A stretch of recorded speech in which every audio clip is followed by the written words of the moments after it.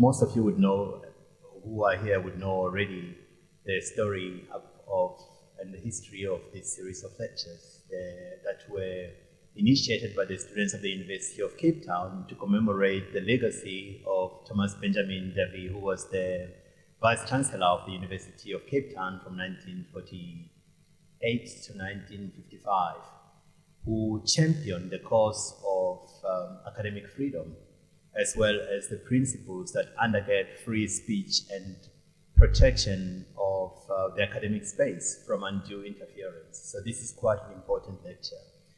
It would seem in many ways like, maybe we should not be needing it, in that the world has evolved, in particular South African space that has evolved from those apartheid days in 1948 when the Nationalist Party came to power to now.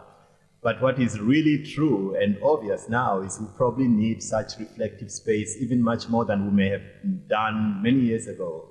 I mean, we're just talking with a group of colleagues at the time, where we realized that areas where honest, sincere reflection occurs these days is probably done by late night comedians, and for academics, including here in this country, real, honest reflection tends to occur in private WhatsApp groups. And even with those, you are often advised that perhaps when you visit certain countries, you are safer if you delete those conversations before you cross the border. So it seems much more than any time in history that the current reflection that the lecture series gives is even much more needed and much more important than we ever needed before. So I welcome all of you to the 59 TB Davie Memorial Lecture, with that in mind, taking into consideration the context and the time in which we live right now. And I would like the Vice Chancellor, Professor Mshabela, to just make a few remarks before we continue with the lectures. Prof, I appreciate the opportunity. I want to also join you in welcoming the audience, both in the room and also virtually, and also recognize the important milestone that this is. As you indicated, Professor Muriwa, that this is a time that is critical for conversations like this, given the world that we live in. Let me greet everyone in the room. Let me greet all the colleagues that are present, the leadership that is in the room and online. Let me greet all the students that are in attendance as well. Let me also greet all the guests and the friends that are here of UCT.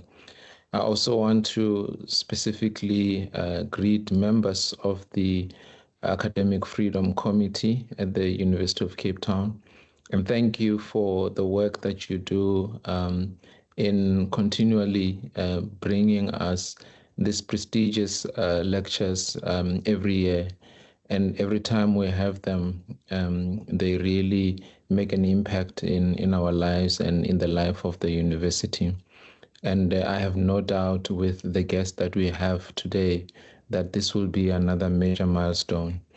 I want to welcome our distinguished speaker, Associate Professor Loretta Ross, who is joining us virtually and has really made this auspicious occasion possible by gracefully agreeing to participate in the TB Davie Lecture. And I want to also reiterate the point that the program director just mentioned, colleagues, that we do this to also commemorate the activism of the students that were here in the times of TB Davie, who also then thought it fit to initiate this series, but to also commemorate TB Davie himself for the role that he played at the turn of apartheid in his vice chancellorship between 1948 and 1955, at a time that was very difficult in the life of this country and naturally in the life of the university, and the effort to really protect academic freedom. And the message was clear that universities ought to be left alone to decide who they're going to teach, to decide who's going to teach, to decide what they should teach and how they should teach. And it's interesting that so many decades later, that is still a matter for discussion. We're still battling these conversations, and we do so even internationally. I also just want to appreciate the fact that this evening the topic of the conversation that we're going to be listening to from our speaker, Associate Professor Loretta Ross, is entitled, appropriately so, Calling In, Navigating Challenging Conversations and Cultivating Compassionate Connections. You will know, ladies and gentlemen, that at the University of Cape Town, because of the times that we are finding ourselves in, we initiated campus conversations to create spaces for difficult conversations. And how timely is this for us as an institution? Things that we would often take for granted, we are realizing that we cannot take for granted anymore, and creating spaces that can allow us to have difficult conversations and finding processes and procedures and methods that can really work for us. This is important, and I am personally looking forward to hearing what our distinguished speaker is going to share with us and help us understand what calling in means. And of course, the approach of calling in, as I understand, and I'm looking forward to hear more, encourages accountability without necessarily alienating people. And it is a practice that is rooted in empathy. It reinforces respect. It reinforces mutual learning. And you would have heard me many times talk about these values, the values of respect, the values of compassion, the values of empathy, and also just in general, living our very core values of Ubuntu, the very essence of who we are, and our sense of humanity and our connectedness. These are values that have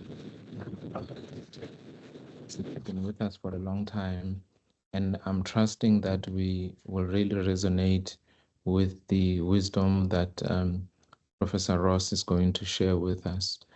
She once said that a call-out culture is toxic.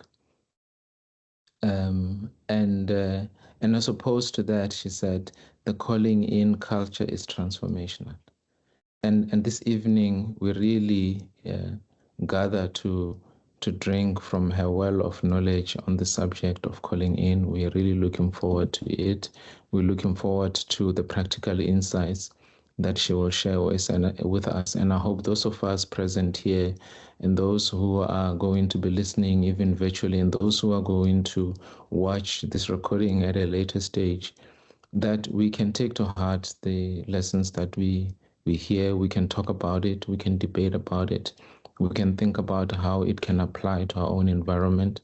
We can think about how it can apply to our reality, and how it can apply to the circumstances that we are navigating, both in the university, but also in the country, on the continent, and in the world. It is now my great pleasure to hand over to Professor Muloiwa, who will formally introduce our speaker. And I thank you for being present. And I thank you, Prof, also for being here. And I'm looking forward to the talk. Much appreciated. Thank you. Thank you very much for that, VC, and really appreciate your words. I've been given 10 minutes to introduce Professor Ross, and it makes no sense. I was just telling Colleen here, either I need just a very short period to introduce her briefly because I'm going to avoid everything that is in a CV, or I need to kind of take over the whole lecture to try introduce her. How do you, summarize over 5 decades of both scholasticism as well as activism that is anchored in the real human experience, which is what the lived experience of Professor Ross actually demonstrates.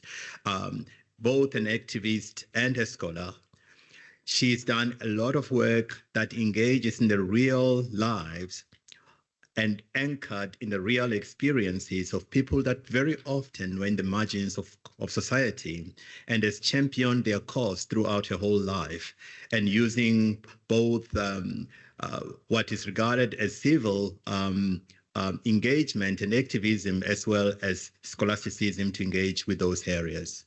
So I will not actually try to do so.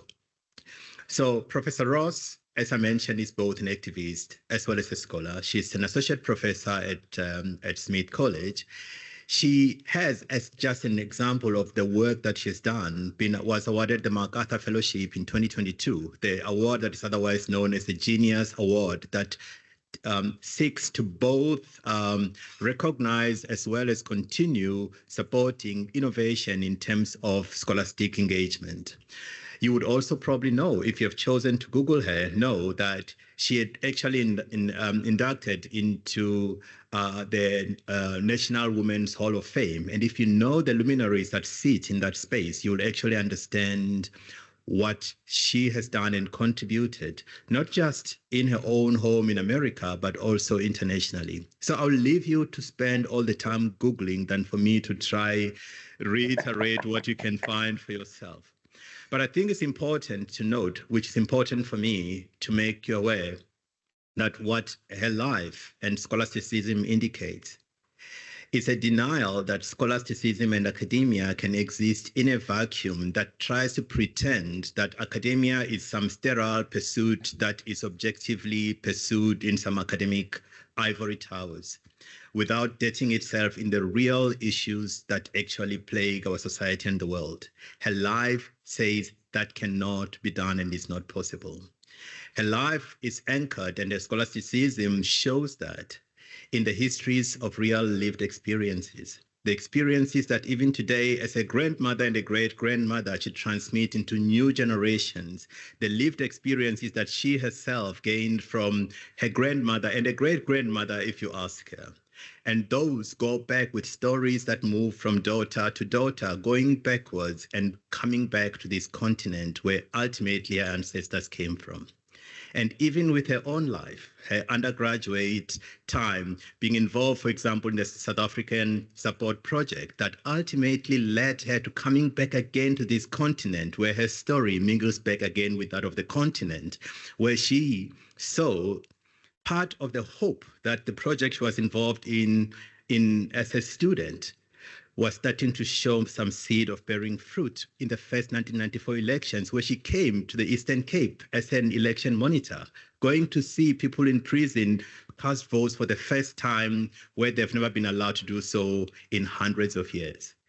So I introduce to you and Professor Loretta Ross as she makes us reflect, anchoring herself in that history that is both personal and also the history of a people that comes through her scholasticism. Professor Ross, I would like to welcome you to give the 59th TB Davie Memorial Lecture. Thank you very much for honoring us. And thank you for that wonderful introduction. South Africa is my favorite country to visit. I've been there maybe 14, 15, 20 times. I can't even keep count, but I love to visit, and I really regret that I wasn't able to join you at this moment. But I do want to say, I want to thank y'all for gifting us something, and that's Trevor Noah. I do enjoy the fact that it's comedians that dare to tell the truth going on right now in the world. Of course, I live in the United States, and the course that I teach, for which the Trump administration has offered me their delicate attention, is called White Supremacy in the Age of Trump. So I understand fully the attack on academic freedom. I understand how we have to protect the human right to learning and education from those who would prefer a population that is so ignorant that they can be easily manipulated. Our universities in the United States are under full-throated assault by our current administration with lawsuits, with the chilling of international students coming here, with the banning of all conversations around race, gender, struggle, oppression, and those kinds of things. And what we recognize is that they don't want us to teach an honest version of history because they want to repeat it. They want to continue the immunity that they have enjoyed for too long for the ways that they oppress people globally. But I do want to say before I get to my PowerPoint that this is not the time for despair. One of the things that I've done as an analyst and educator about fascism is understand that human rights, like that are embedded in the South African Constitution, is the best antidote to fascism that humanity has created to date. And I also understand that those who are opposed to human rights only have a few things working in their favor because their best weapons are lies and violence, as we understood in our fight against apartheid. Lies and violence, while on the other hand, on the side of human rights, we have truth because they can't deny the truth of what's happening, no matter how they try to. We have evidence. Like they say, the young people say, we have the receipts. We have the trails, the paper trail, the historical records. We have history on our side because every oppressive system eventually collapses. And we have proven that time and time again. And speaking of time, we have time on our side, that they can't just roll us back to the 19th century and expect us not to notice. So with truth, time, evidence, and history on our side, we have a winning hand. Even though we're not in control of the timeline of change, we always wish we did control how fast change happens, but we don't. All we can do is maintain our determination, maintain our hope, maintain our commitment to human rights and justice, and eventually we will win and we will build the world that we deserve. To upload my PowerPoint, I want to say that calling in philosophically is an Ubuntu practice. I have not yet fully flushed out what I like to say about that because I want to do more. This is not working. What happened here? Can y'all see that screen? Somebody tell me. Yes, we can see the screen. Great. But I want to flush out more of the philosophical underpinnings of calling in as a practice. I base it on the Ubuntu philosophy, but in the United States, when I try to talk about Ubuntu as a counter point analysis or philosophical foundation to the Enlightenment philosophy, eyes glaze over here in the United States because they don't understand Ubuntu and they don't understand the importance of human relationships in a culture and cult of individualism. So I hope to work with people who are more familiar with the philosophy of Ubuntu and can help me underpin the calling in framework that I'm going to teach you about right now with that philosophical underpinning. I should also add that I'm mostly known not for writing about calling in or even fascism, but I'm one of the women who created the concept of reproductive justice that has transformed globally how people have talked about reproductive politics. And so those are three of the four books that I've written or co written on the topic. And my latest one is the second one, Abortion and Reproductive Justice, which comes out in September. So a little commercial there. If you're just now hearing about the concept of reproductive justice, though, I recommend that you get the orange book that has reproductive justice on its title, because it's a primer. It's written to introduce people to the concept overall. I want to start my lecture by talking about a quote from Wangari Maathai, who, of course, is a famous Kenyan recipient of the Nobel Peace Prize in 2014. In the course of history, there comes a time when humanity is called to shift to a new level of consciousness, to reach a higher moral ground, a time to shed our fear and give hope to each other. And that's what calling in is all about. How to achieve accountability, do so with love and respect and grace and forgiveness instead of anger, violence, and shaming. So that's what I'm going to be talking about briefly today. Again, I want to recognize that I'm only touching the surface of the issue, and I hope for further engagement with y'all so that we can get into the theory and some of the practices that are possible with this framework. But we all want, I believe, to end the bitterness with which discourse is taking place today, and particularly those of us who believe in human rights are too busy turning our best weapons against each other, as if we understand radical politics, but we don't understand radical love practices to accompany those politics. But we can create a culture of accountability through love and maintain our integrity and not cause moral injury to ourselves. We also can address harm without creating more harm. It is a truism that hurt people, but it does not have to be that way. You don't have to hurt other people to prove that you've been hurt yourselves. And if we really believe in this human rights society as our ideal, then we've got to make human rights based practices like calling in the norm.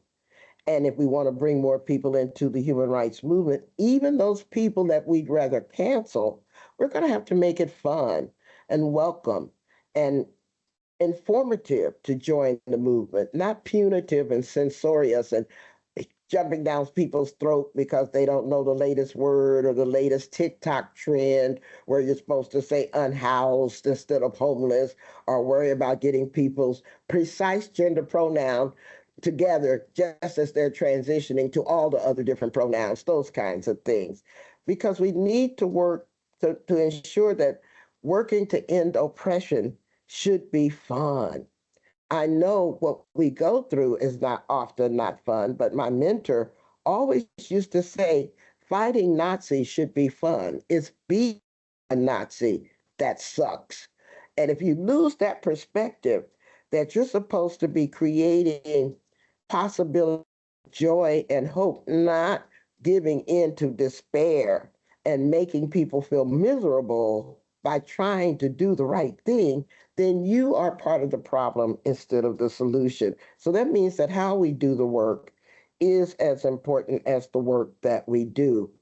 And for me, calling in will be as important to the human rights movement in the 21st century as nonviolence was to the civil rights movement in the 20th century. A statement of our values, a statement of how the world we envision versus the world that we are forced to endure. But to engage in calling and practices, we're going to have to engage in self reflection and self correction, be responsible for how we choose to show up in the world. One of the ways that I teach calling and practices to children in schools is to simplify it for them. You can always say what you mean, and you can always mean what you say. but you don't have to say it mean. That's a choice. So you can make a choice always to exude kindness rather than punishment, to not show up causing more conflict than compassion. And this is very important because we don't want to replicate the same system that we're trying to defeat. Paula Freire warned us that the oppressed can become the oppressors if we are not conscious about how we choose to do our activism and our scholarly work. And of course, it requires learning healing strategies for ourselves and for others, because unless we address the way that our trauma can guide how we treat each other's, we won't ever effectively build a human rights movement without causing harm to a lot of other people.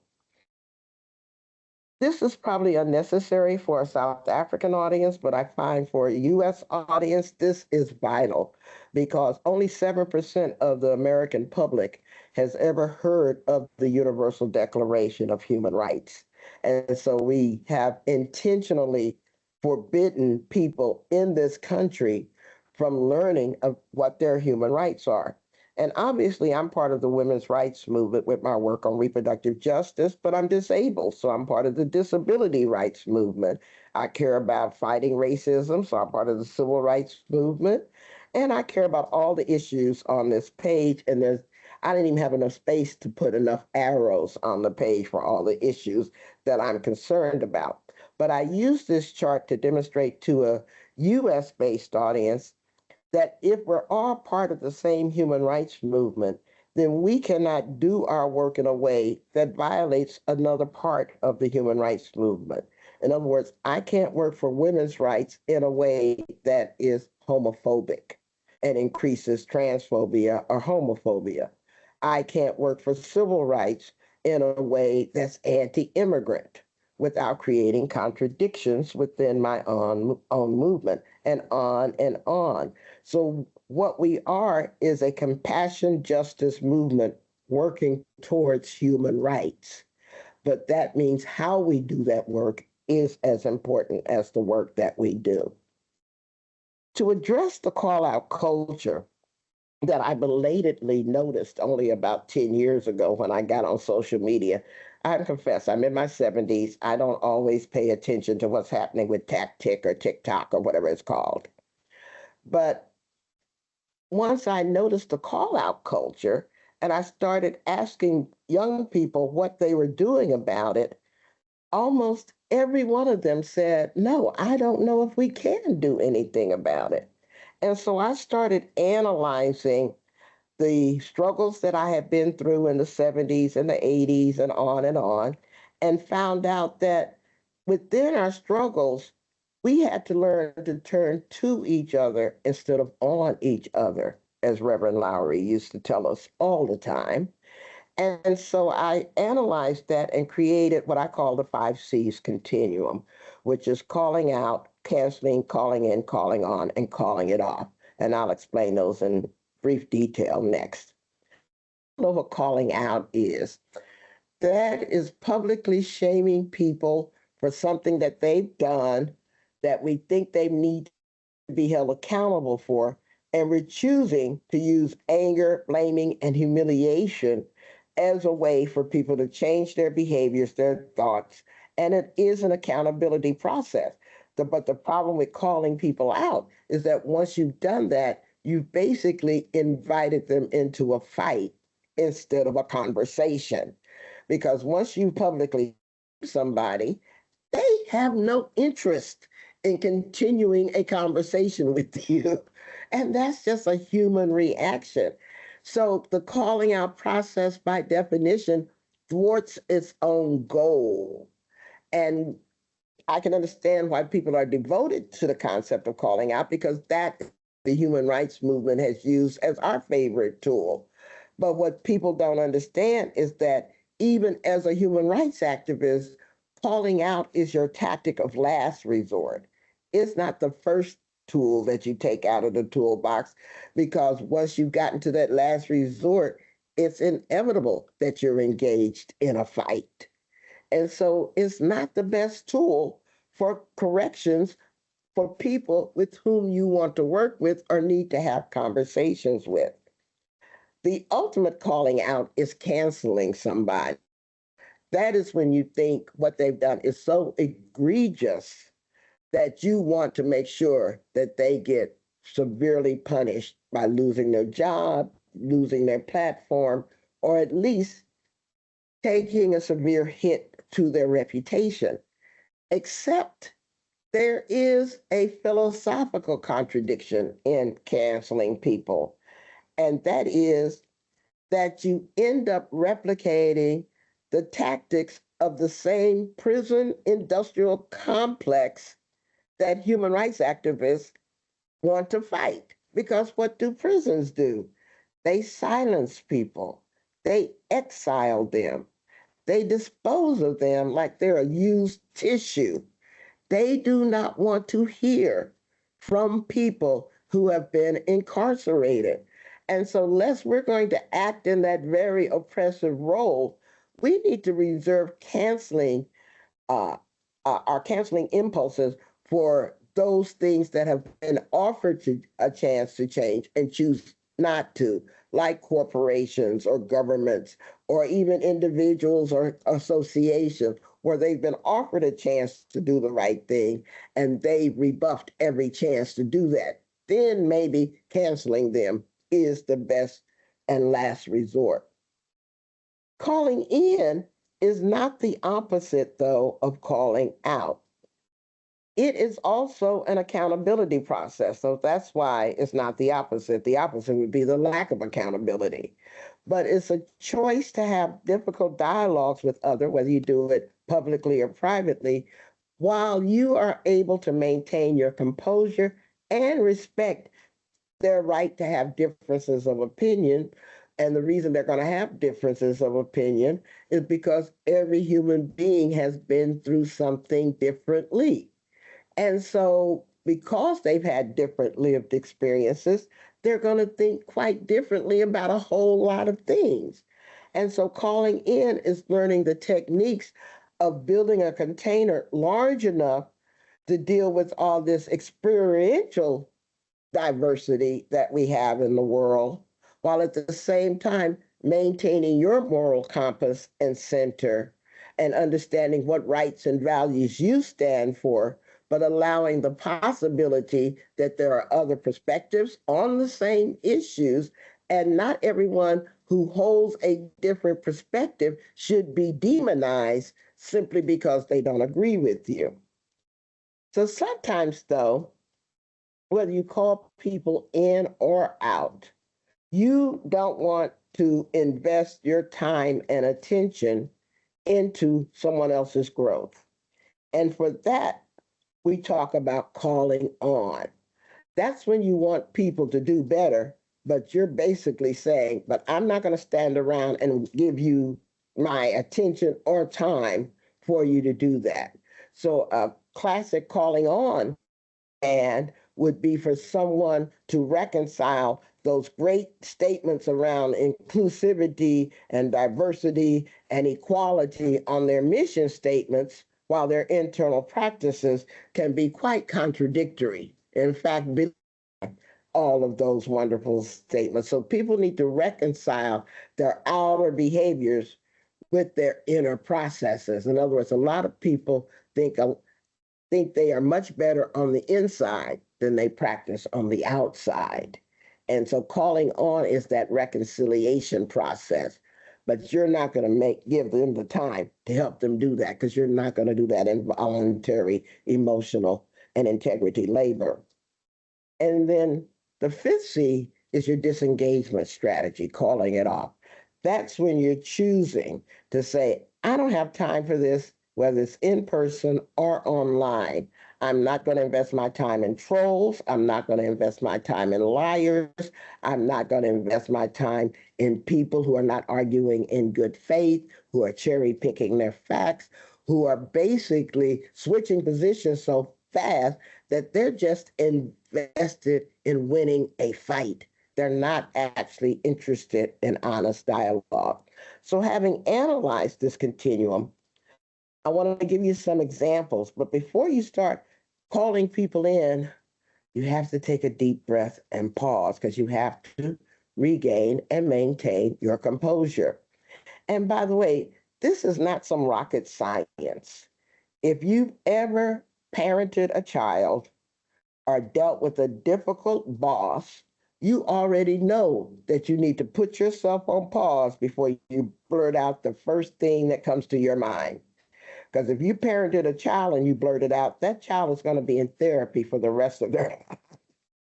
If you blurt out what you actually think of your boss sometimes, you're going to be fired. So we actually have routine practices of taking a deep breath and pausing. We just don't universalize them in situations of high conflict as often as we should. But once you take that deep breath and pause, you should self-assess. Where am I in this moment? If I'm feeling like I've got the time and the patience to have this challenging conversation, then maybe I'm going to use a calling on strategy. But if I'm short of sleep or I'm hungry right now, I just don't have the time, maybe I'm going to choose the calling it off strategy, because you can call it off permanently or you can call it off as a postponement. I don't have time to deal with this now, but can we make an appointment to talk about it later? But that's all based on taking your internal temperature, doing your own self-assessment so that you are not involuntarily giving people emotional labor that you're not willing to give. And so that you set your own boundaries, that you maintain your integrity, your composure, and your self-determination. And then once you take that breath and do a deep self-assessment, then you can select from the 5C continuum which option is best for you in a given situation. So now I'm gonna give you some samples of those kind of responses. So if you want to choose calling on, you can say these kinds of calming sentences like, I beg your pardon. Maybe I didn't quite hear what you said, but I really, really like the way young people use calling on, because the young people will look at you dead in the eye and they say, are you okay? And they're not asking about your health. In those 3 words, they're saying, you need to back up, you need to check yourself, you need to get out of my face, and I'm not going to give you any more time on this. But these are deceptively simple ways to not precipitate a fight, but in fact, let people know that sometimes you're willing to engage and sometimes you're not. Calling in is where you are not prevaricating, but you're saying things like, I'm not sure what you meant by that. Could you tell me more? Tell me more is another powerful set of 3 words. Very few people can resist the invitation to tell you more about what's going on in their lives. And so if somebody says something to you or causing a classroom disruption that you don't know how to handle or any kind of thing, you can slow everything down with these 3 simple words. Tell me more. And in that way, you don't lose control of the situation. And a lot of times, a lot of call outs are driven by the fact that people don't feel that they've been seen or heard. And so when you invite people with that sentence, tell me more, even if you don't agree with anything else they've got to say, you have assured them that you are actively listening to them and that they are significant. Maya Angelou, the poet, once said, people may forget what you said, but they'll never forget how you made them feel. And so with calling in practices, you want people to feel attended to and heard, but not necessarily agreed with. That's a different step. Calling out, I think we recognize calling out. I can't believe you just said that to me. I can't believe you didn't know we didn't say that anymore. I can't believe blah, blah, blah, blah, blah. Because it's the expectation that everybody should know everything about everything and that they should be perfect and you're perfect and you can only find perfect people to work with. I mean, that's the whole calling out conundrum that we're all in that. And so it doesn't respect different people's learning curves. It doesn't respect different lived experiences and stuff like that. Calling out is just basically accusation, but done publicly so that you accomplish not only what you call accountability, but you shame the person. Because if you really wanted to help them correct course, you could have talked to them privately. But the fact that you staged it publicly means that you wanted others to see you holding this person accountable. And we call that virtue signaling. And so calling out is usually performative in a certain way.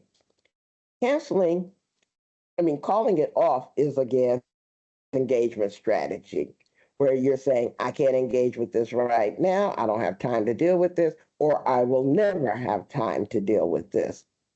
And canceling, the last one, is your inner Karen. We have a joke in the United States, I don't know if it's global yet, saying, Karen, the outrageous person, usually white, who wants to get attention and pretend injury and all of this, is let me speak to your manager and get you fired. That's the Karen thing. And so all of these are options, and you get to choose which one makes more sense for you. But I would urge you to choose the one that works best with your own integrity.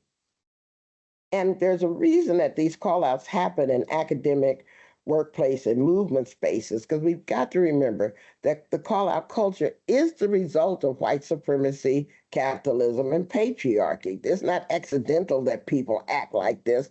This is how we've been trained to deal with mistakes and accountability and injury.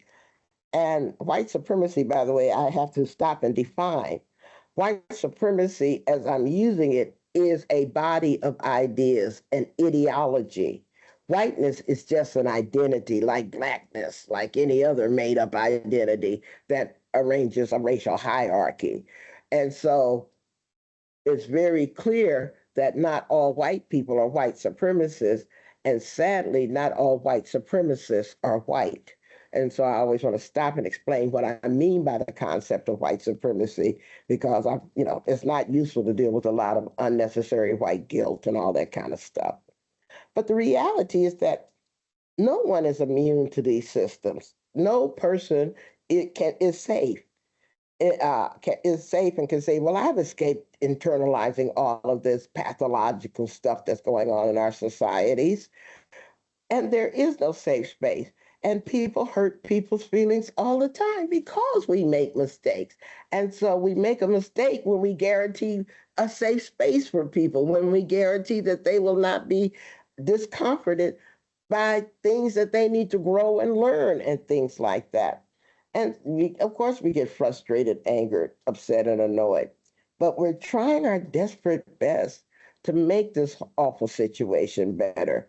But we don't have good skills to do it with. And of course, we're traumatized people. We're trying to get rid of the sources of trauma in the world. But interestingly, it is the most traumatized people who are still functioning that are drawn to the human rights movement. Because if their lives are going swimmingly, they wouldn't be trying to change the world. They're enjoying and benefiting from the world.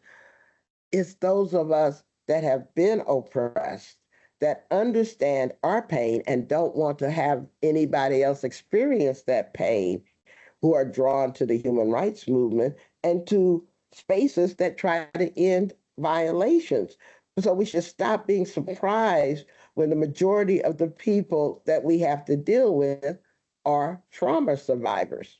And I'll be talking about that more later. There's a tendency to deal with power inappropriately through calling people out. We often demand that the people who previously didn't have power now have power shifted to them.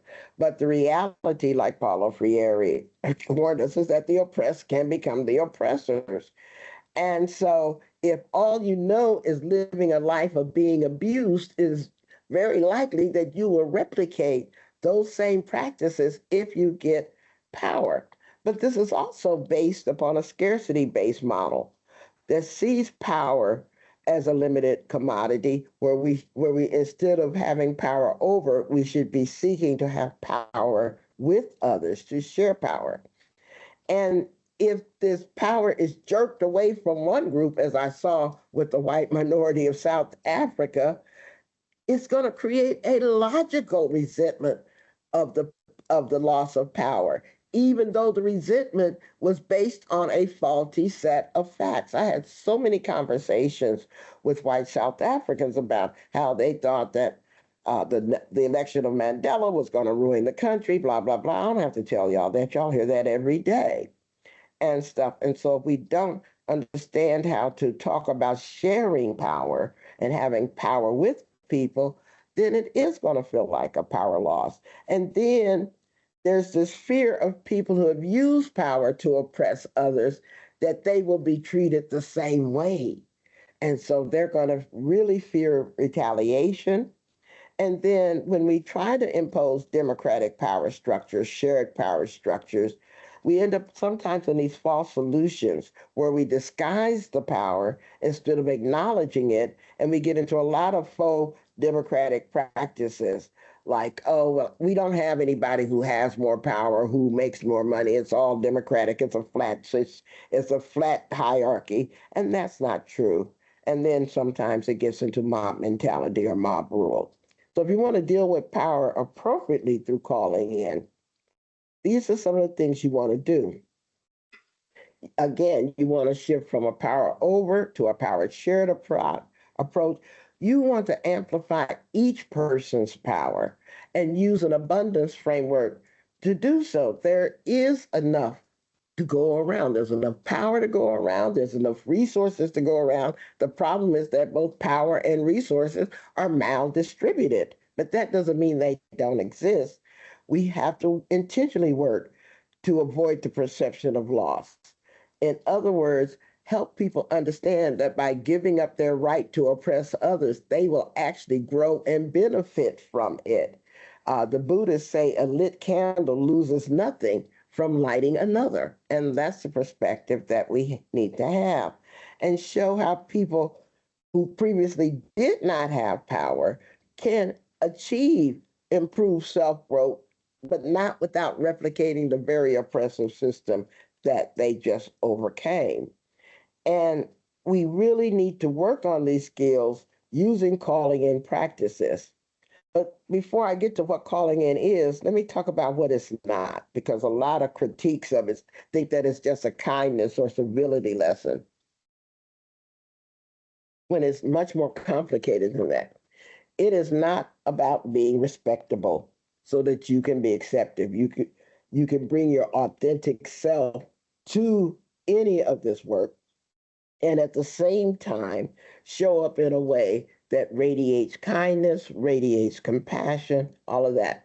Is not, well, a Black person in America, I've learned that there is no way I can present myself that will compel a fearful white person not to resent me or fear me, because they've been so socialized into fear of Black people that my mere existence is an existential threat.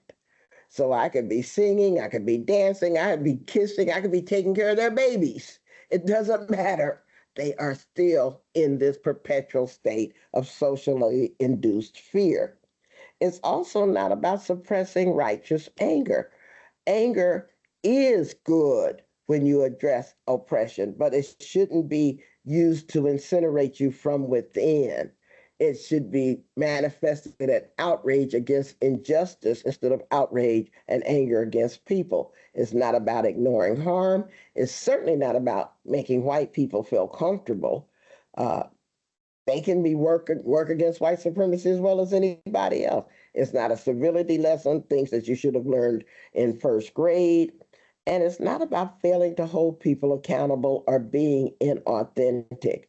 It does not replace appropriate call outs, because there are appropriate uses of calling out. I did say that I was going to talk about how trauma drives the call out culture. I think that what we've been through tends to make us want to charge others with the responsibility to validate and heal our pain. but we sometimes even have a hard time believing in our own selves, in our own right, in our own deservedness to be uh, uh, in charge of our own destiny. And then there's a time when we want people to feel as hurt and miserable as we're feeling. As I said earlier, there are people who want to hurt people to prove that they've been hurt themselves. There is a tendency also to use the call out for power instead of justice.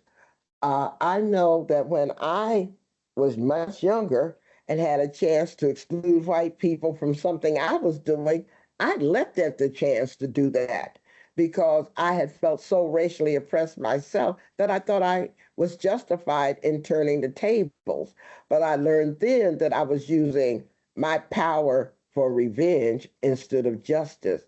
Because if I'd been more strategic, I would have split the white people in apart by working with the ones that were opposed to white supremacy to oppose the ones who were trying to perpetuate white supremacy. But I didn't know this in my 20s. Now I'm in my 70s. I think we have to sophisticate our definitions of justice because it's not just role reversal. It has to be a vision where everybody benefits, everybody is allowed the room to grow. And then sometimes the pains we're experiencing are systemic. They're caused by the societal pressures, whether or not you get paid a decent wage, whether or not you've got to work long, uncompensated hours, whether or not somebody's rude to you because you're going to get your driver's license renewed because the whole system of getting a driver's license is flawed, these kinds of things. And these are not just things that can be cured by interpersonal relationships. It's also very common for people who are socialized into white supremacist culture to have extreme difficulty trusting people who are different from us, assuming that everyone is out to harm us. And then sometimes we're so defined by our trauma that we wrap these victim mantles around ourselves so securely that when we become challenged or uncomfortable, we're scared of losing our identities. We don't know who we are without our trauma because we haven't experienced the joy of living without the trauma dominating us. So, what I do with our calling in classes is teach the difference between being trauma driven, where you're subconsciously allowing trauma to define our relationships and work. And this takes place at the expense of actually building welcoming and authentic connections. Instead, what we want to be is trauma informed. We want to consciously recognize the ways that trauma affects us individually and collectively and socially, how trauma shapes our relationships to us, and work to develop the strategies and skills to understand that the trauma is there, but the trauma does not have to drive us. It does not have to set the agenda. It does not have to derail strategic work, etc. I'm running out of time, so I'm going to give an example of how the call out culture works. And this, again, is about teaching you pattern recognition. Natalie Wynn is a YouTuber, and her show is called Counterpoints. And she talks about how call out culture gets so quickly viral and so quickly magnified. Let's say that you're in a faculty meeting and there's black faculty and white faculty and everybody, Indian faculty, everybody together. And a white faculty member says something about, oh my God, I was in this township and the amount of violence that I saw was just so overwhelming. I can't sleep at night. The gunshots, the sirens, just keeping me up. Just by stating an objective fact like that white person did, they could be accused of being racially tone deaf and insensitive, and quite often are, because it was kind of tone deaf and insensitive, depending on the context. So another staff member or faculty member reacts badly to that because they're saying, well, what were you doing in that township all year? Didn't you think that was going to happen? Blah, blah, blah. Are you trying to say it's dangerous? Those kinds of things. And so when that kind of statement and then reaction happens or overreaction, quickly there's a presumption of guilt. Just because someone has said, you are racist or you are transphobic or you are sexist or whatever the accusation is. And this accusation becomes so quickly abstracted that it moves from what they said to who they are. And that's the essentialist point of view. So it went from that person said something racist to that person being a racist, or that person messed up on their gender pronouns. So now they are a transphobe kind of thing. And the people making these accusations are being defensive, are both on their moralistic and intellectual high horses. In other words, I know what racism is. I know what transphobia is. No, you don't, because I'm not a racist. I'm not transphobic. And so you get into the dualism or system of false binaries of I'm right, you're wrong, I'm good, you're bad, etc., which of course is a false analysis of reality. And the person making the accusation and the person being accused ends up being in a culture of unforgivability and unforgettability, because once someone has been accused of this transgressive behavior of being racist, sexist, homophobic, transphobic, ableist or whatever, then every time that person's name is mentioned, they're going, well, you remember, Joe, he was going to say this, or even if Joe or whoever the nurse's name is tries to apologize for the situation, if they offer an apology, they're going to be accused of gaming the system and trying to evade accountability. But if they think they didn't do anything wrong and they don't offer an apology, they're going to be accused of denying the harm that they caused. And then the bystanders and everybody else not caught up in this situation now feel that both the accuser and the accused are contaminated. They are now a political virus, and nobody wants to be associated with this overstatement of harm or this tone deafness when it came to saying something racist or whatever. And so they feel infectious. And so I'm going to close with this example of analyzing the patterns of call out culture. And I hope that in the future I get a chance to go through the rest of my PowerPoint and maybe have a more conversation around theory, but practical steps to address the call out culture. So thank y'all. And I'm not sure what people want to do with Q&A. So why don't I shut up and let our moderator take over. Thank y'all for listening to me. I'd just really like to get people here if there are any questions and any comments that you may want to make. Thank you very, very much for this thought-provoking talk, Professor Ross. Really, really appreciate it. Thank you again for making this time. Could we have some comments and any questions from the audience? And Colleen, I think we've got some roving mics. Thank you so much, Professor Ross. I want to name the elephant in the room, I think, which is one of the most difficult issues on our campus right now is the issue of standing up for Palestine, speaking out about Gaza, and doing so in a way that a viable conversation can be held when there is so much fear in the room and one is so quickly denounced as anti-Zionist for speaking and for insisting on human rights in Gaza. And I wonder if you might want to comment on how you would see these approaches being able to be played out in situations like that, which I'm sure you're very familiar with on campuses in the US as well. Thank you. I've been to Israel and I've been to Palestine and work with women's groups in both countries. I'm saying both countries, which by itself would be seen as a political statement. But anyway, what we are seeing in Gaza is how people's oppression and suffering can be manipulated by powerful people who simply want to stay in power. This is what's happening here, both in the United States and in Israel. The most suppressed voice outside of the Palestinians is the Israeli peace movement right now, because that is not happening uncontested within Israel. But we don't hear anything about that as well. And certainly the situation of denial about what's happening to the Palestinians is dominating certain political quarters. But at the same time, again, you cannot bury evidence. You cannot bury the truth. You cannot bury history as people wish to do. And so that's why they have not been able to contain the worldwide eruptions and resistance to what's going on there. And yet, the other thing that is accompanying this, from my perspective, is the terrible education globally on fighting anti Semitism and Islamophobia.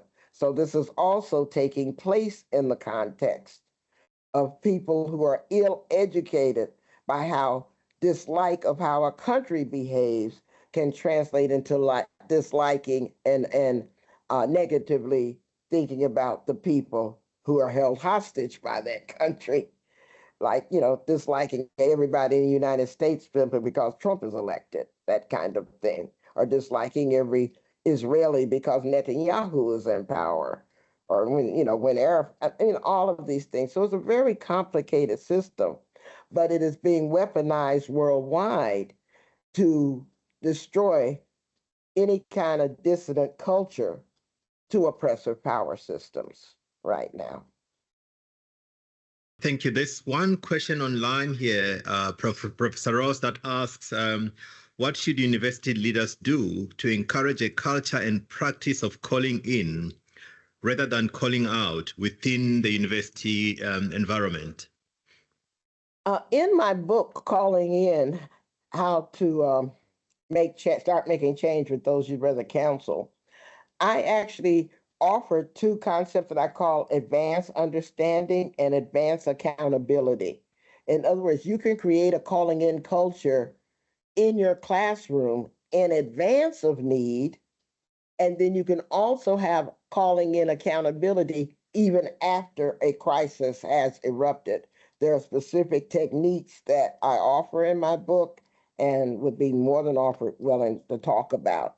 But it's so easily doable. I keep telling you, these are things that we already have in us, but we've never arranged in this particular way. I mean, think about it. When a natural disaster happens, that's when the best of humanity is usually portrayed. We run to the crisis. We don't ask if a person is gay or immigrant or black or white. We don't ask any of those questions. The only question on our mind is, do you need help and can we help for a natural disaster? But we don't have that same reflex for human-made disaster. And I'm saying that because it's already in us, we can learn to have that natural compassion and empathy for man-made disasters too. I'm convinced of that because it's already there. I'm not trying to make human beings be anything but human, but stop being brainwashed into thinking that our natural empathy and compassion is a weakness. Thank you for that. There's one more question from the audience. Thank you very much. During your presentation, you mentioned about there being like a link between calling out as well as capitalism and white supremacy. So I was wondering if you could like touch on that a bit. And also, are there situations where calling out publicly could be more effective than doing it more privately with a person? Thank you. Well, going back to my conversation about Ubuntu culture, and to the extent that I understand it, because I'm not by no means an expert, even when people commit harm against a community, you don't see them as disposable. You don't see them as someone who's not worthy of life and voice and existence. You have them try to address the harm that they committed to that community, because a person is more than the sum of what they've done wrong. They are, people are complicated that way. Yet capitalism teaches you that you should be flattened to a given identity, that nuance and complications are too much to be handled when it coming to stereotyping people, and it teaches us to affix labels to others that are convenient for us so that we can stratify them in a relationship of power and domination. And so those are practices that we have to unlearn, because not only are they unnecessary and unhealthy, they are actually ineffective. And so white supremacy, and by the way, white supremacy as an ideology predates the founding of what they call the New World, the Columbus discovery.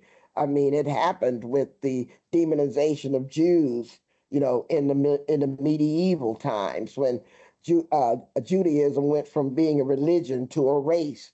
When on the Iberian Peninsula, Spain and Portugal were fighting for the right to plunder Africa and stuff back in the 1400s and stuff. And so if you want to understand the long trajectory of white supremacy, it predates the founding of the United States. It has everything to do with the conscious decision that Portugal made in the 1400s to change or earlier than the 1400s, so I can go back to the 1100s even, when they made the conscious decision to change their trade relationship with Africa to one of piracy and plunder. That's where white supremacy began. That's where Christian nationalism began. That's when the color of one's skin began to be the most important thing, because Africans went from trading partners to beasts in that ideological switch that they intentionally did. Always understand that white supremacy is justified because of the economic system that they're choosing. It's the economics that lead, and the religions and the politics that change to justify the economic system, not the other way around. Thank you again for that very amazing, good response to this amazing, again, engaged audience. There's two more questions that I've seen here from the audience. Well, I've got time. I've got time till the half hour. So however much patience y'all have, I'm willing to stay. Yes, so thank you for this insightful lecture. My name is Bernard. I just have one question, and it's about the current times in terms of what is happening. How are we going to rethink persuasion, especially in these times where even institutes that are supposed to be trusted, there's this movement of going against the truth, or the anti-science movement, even universities, researchers, scientists, the World Health Organization are being questioned, and people don't, and people feel that we can go against the recommendations that historically we are supposed to trust and to follow them. And there's social media now, virality, just a simple Twitter post can trigger a lot of false beliefs. And as people from universities or experts are trying to offer clarifications, people are no, that's not the truth. So how are we as institutes that bear that burden of the truth? How are we going to pursue people who are now they feel they can debate anything and question authorities that historically are supposed to bear that trust? This again is a historical challenge that humanity has faced before, because I used to think that they were trying to repeal the 20th century. I think they're trying to repeal all knowledge since the Dark Ages. Right now, where the disbelief in science, the disbelief in evidence, the lack of belief in the humanity of anybody who's not white like them. I mean, it's just stunning what an all-out assault they're doing on modernity and what humanity has achieved. But as I started out my speech, they're still demographically doomed. There's no way that these people can defeat truth, time, evidence, and history, even if we messed up totally. The universal forces of truth, time, evidence, and history will not let them win. I just do not believe that. And so my frustration is the slow speed of the change, but I don't doubt its inevitability. So yes, we're in a 21st century dark ages right now, where the majority of populations can be manipulated by algorithms to doubt experts. But I don't even think it's a majority. It's just the people with the loudest voices. I mean, maybe this is a bit pedantic, an example, but as an abortion rights activist, we would see people come picket our clinics in the day and then bring their daughters at night to have them. So no matter how wild their rhetoric is, they got more sense than they think they let on sometimes. Um, and so I like to believe that the majority of the people in the world are not going to fall subject to this intense manipulation. Most people in the world, I've been to 30, 40 countries, most people just want to do the right thing, take care of their families, live a good life as best they can. They're not interested in hating other people, demonizing other people, but they can be manipulated into that. And so that's why we have to keep fighting for the truth, for transparency, for clarity. But again, the only thing our opponents have going for them is lies and violence. And most people are repelled by the violence. And we can disabuse them of the lies. So we just have to not give up. I know that a lot of people know the legends of the civil rights movement. And so I'm going to offer another one to you. When I was a young activist, I was warned not to see myself as the entire chain of freedom, that the whole movement didn't rest on how well I did the work, because the chain of freedom stretches back towards our ancestors and forward towards our descendants. So my only job, I was told in my 20s, was to make sure that the chain didn't break at my link. That's all I had to worry about. To not give in to cynicism, despair, apathy, or lose my faith in humanity. That's all I had to worry about. And if you work hard to make sure that chain doesn't break at your link, you've done your job to end oppression and to achieve human rights. Just don't take responsibility for the whole chain, and don't think you have to do it perfectly. You can bring your imperfect self to the work and still make a tremendous difference. That's lovely. I've got two more questions that we're going to stop here in the hall. There's one here in the front. Mm-hmm. Hi, Professor Ross. Thanks very much. It's been really fantastic talk so far. I'm just curious, what principles or disciplines do you draw from in your calling in? And does that differ when it's an individual or if it's a group of people? When I was doing my research, I read a lot of books about psychology and conflict and humanism and religion. I mean, my first draft of the book had 500 citations, and my publisher said, oh, hell no. You're going to have to cut this in half and drop 80% of those citations or nobody would read it. And they were right and stuff. So I did wide-ranging research because it wasn't a topic that I had particularly studied before embarking on it 10 years ago. I mean, I'd done feminist work. I knew feminism in and out, but how do you get people hearts and minds to change? I hadn't quite gotten there.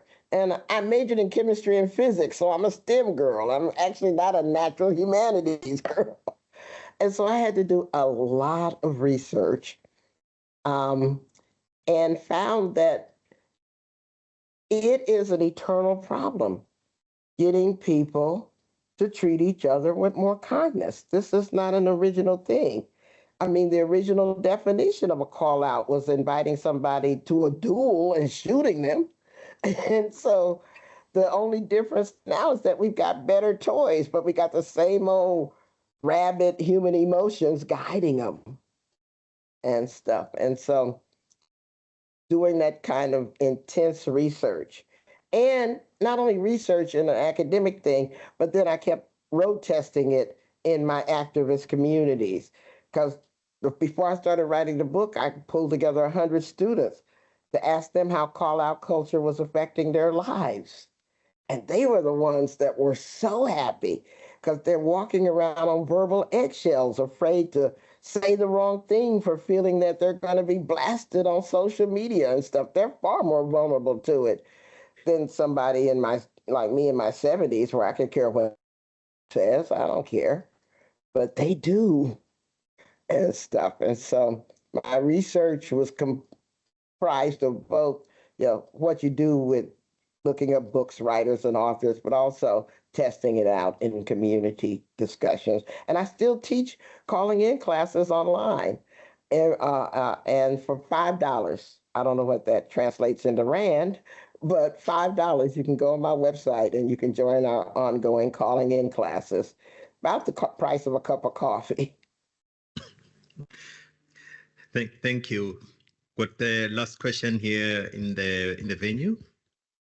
Thank you, Professor Ross. Thank you for your enduring faith in humanity, but also reminding us about where learning happens beyond academia, and the deep learning through struggle, and tapping into ancestral knowledge,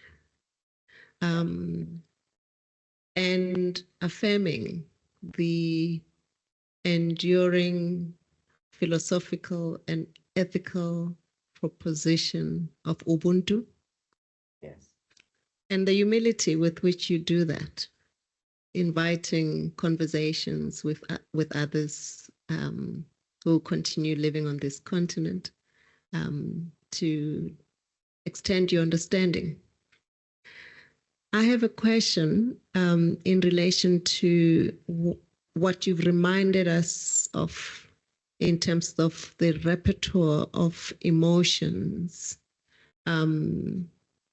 that are part of responses from white supremacists who want to hold on to the status quo.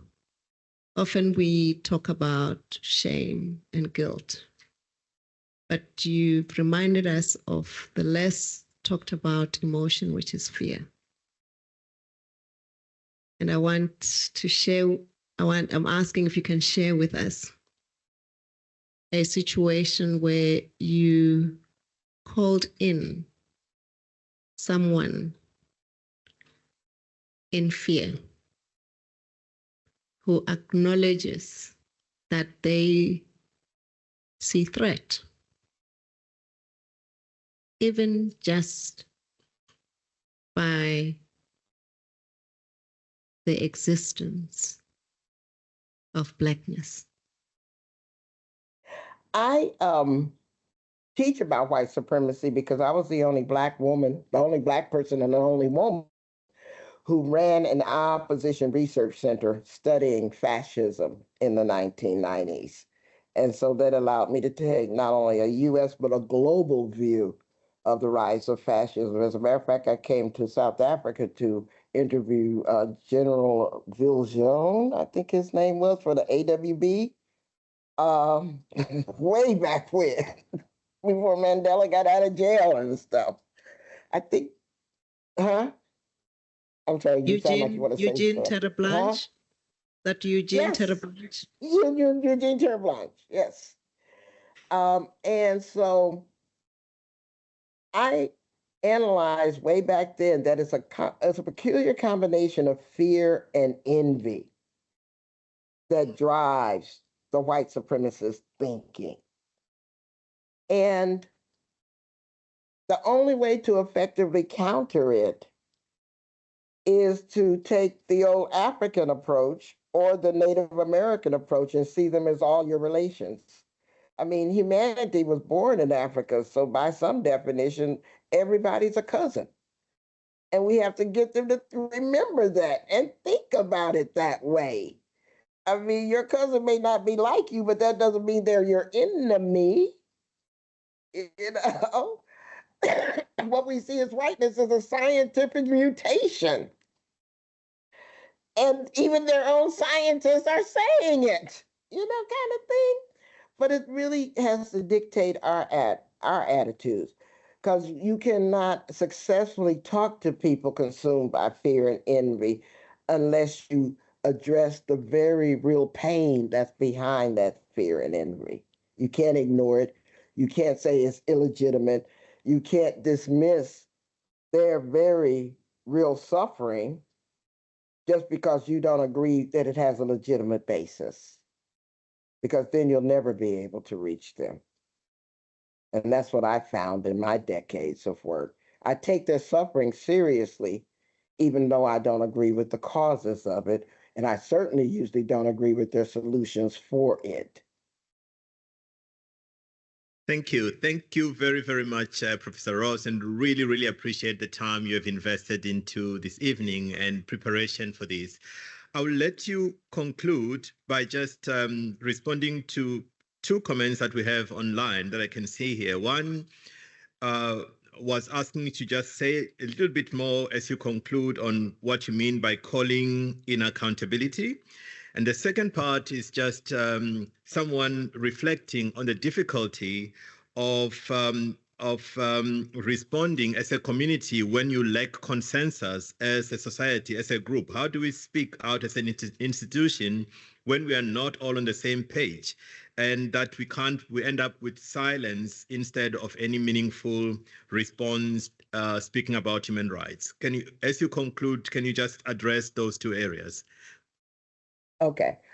Well, calling in accountability means you do not want the harm to go unmarked, unnoticed, but you want to choose to address it in a way that brings the person into the conversation instead of pushing them out. That's what calling in accountability is. It's not like saying, oh, it's all right that they said that bad word, I'm not going to think about it, I'm going to give them a pass. No, it's not that at all. It's about addressing the harm, because you want the person who got harmed to know that you take their pain seriously too. But it's choosing to address it in a way that doesn't cause more harm. So that's what calling in. And then now you got to tell me the second question. Tell you, senioritis is a disease. The second question was, how do we respond as a society when we lack consensus? Okay, first of all, I think unity is somewhat overrated because I don't think perfect unity is achievable or even desirable. Otherwise, we'd be clones. The reality is that every human being in that audience I'm looking at right now has been through something different. And so that means that every one of y'all is going to think slightly differently about everything, even the taste of ice cream. So it seems very futile to expect that we can impose upon this incredible experiential diversity some standards of unity when it ain't even necessary. All I have to do is convince everyone in that audience that they'd rather be a kind person than a mean one. That's all it takes. If we can agree on that, that's enough unity for me. So I think we do social activism in an unscientific way. Well, thank you very, very much again, Professor Ross, and thank you for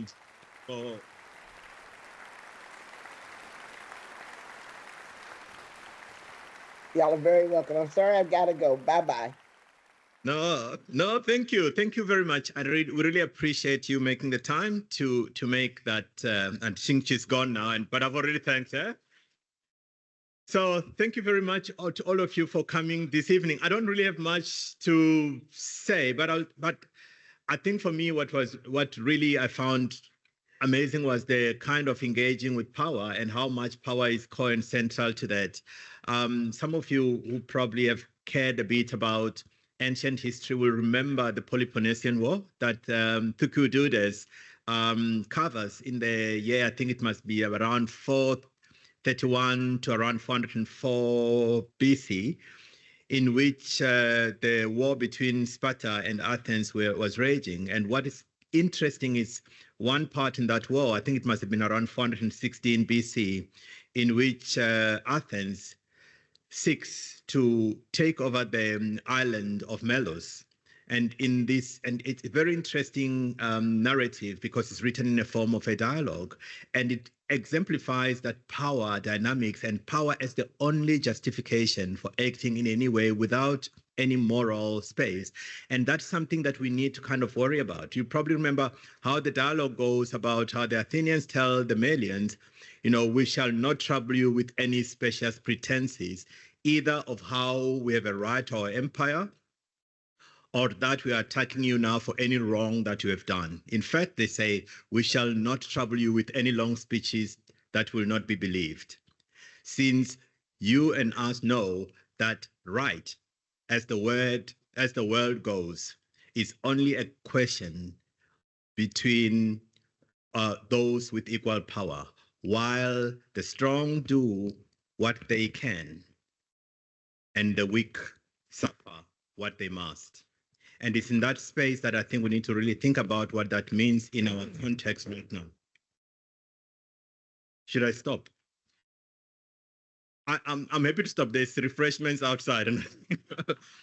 But the reason why this has become so important is for us not being aware or seeing the powers that we have. Because what the Athenians did, they refused to hear any arguments for justice, for fairness, for anything from Melos. And the Melians do try to argue that maybe even if they fight, God will see their cause for justice and others will come to their defense because they stand for justice. And all the Athenians who had responded to them was, you know, we admire your innocence, but we don't envy your folly. And having said that, Athens put Melos under siege, conquered the island. All men of military age were killed, and all women and children were sold into slavery. Then they sent in 500 men to colonize the island. And all it had come was the idea of power. And power is shown in many ways, whether it's in academia, whether it's within the hierarchy of a university, whether it's powers within government, whether it's soft powers of money, of controlling that. And the Athenians' argument, which we need to be worried about in our own space, whether we are the Melians or the Athenians in our time, is this idea that Athens says it is not as if we were the first to come up with this law, and the law having been made the first one to act on it. We found it in existence, and we shall leave it, and it will exist ever after us. Knowing that you and somebody else having the same power as we do will act as we do. And the question is, and what we are hearing today is challenging that paradigm that says everything is just defined by power, but we have to be fully conscious of it. And in the university, it works in many ways. It could be the tyranny of numbers, when you've got the numbers to make certain decisions, or whether the hierarchy of the structure that gives us the power. And the question is, how do we respond into that space? That is just my challenge as we go out to have our refreshments. And thank you very much for making the time tonight.